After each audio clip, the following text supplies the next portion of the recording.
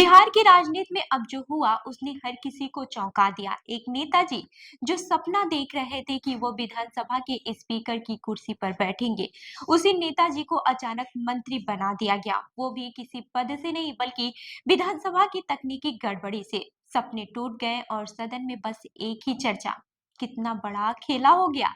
लेकिन कहानी यही खत्म नहीं होती, असली ट्विस्ट तो आगे है। बता दें कि बिहार विधानसभा का पहला दिन था। नए विधायक शपथ ले रहे थे, कैमरे चल रहे थे, नेता मुस्कुरा रहे थे, लेकिन उसी बीच ऐसा उलझन भरा पल आया कि नेताजी का दिल धक से रह गया।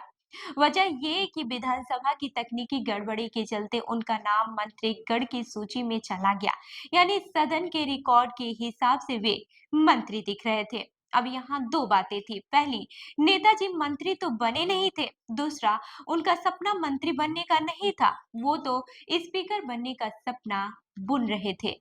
वही पार्टी के अंदर चर्चा चल रही थी कि इस बार स्पीकर का पद उन्हें ही मिलने वाला है। कई नेता भी वही संकेत दे रहे थे, लेकिन शपथ के वक्त जो हुआ वो साफ इशारा था। अब नेताजी स्पीकर नहीं बनेंगे, क्योंकि विधानसभा में नियम ये है कि स्पीकर पद के उम्मीदवार की शपथ सबसे पहले और मंत्रीगण की शपथ के बाद विधायक की होती है। नेताजी को शपथ दिलवाई गई, मंत्रियों के बाद यानी स्पीकर बनने की राह खुद ही बंद हो गई। अंदर से वे कितने टूट गए, ये तो वे ही जाने।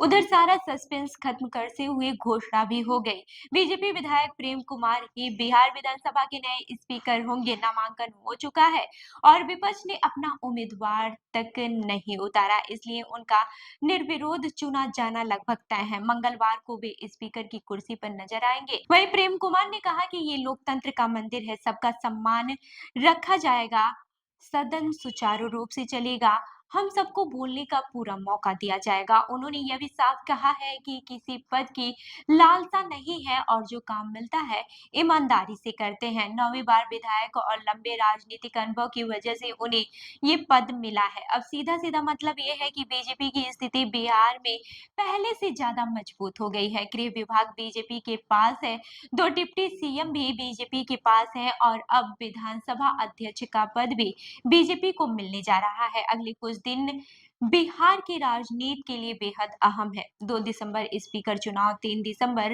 राज्यपाल का अभिभाषण, 4 दिसंबर धन्यवाद प्रस्ताव पर चर्चा और सरकार का जवाब, 5 दिसंबर विनियोग विधेयक और संभवतः फ्लोर टेस्ट।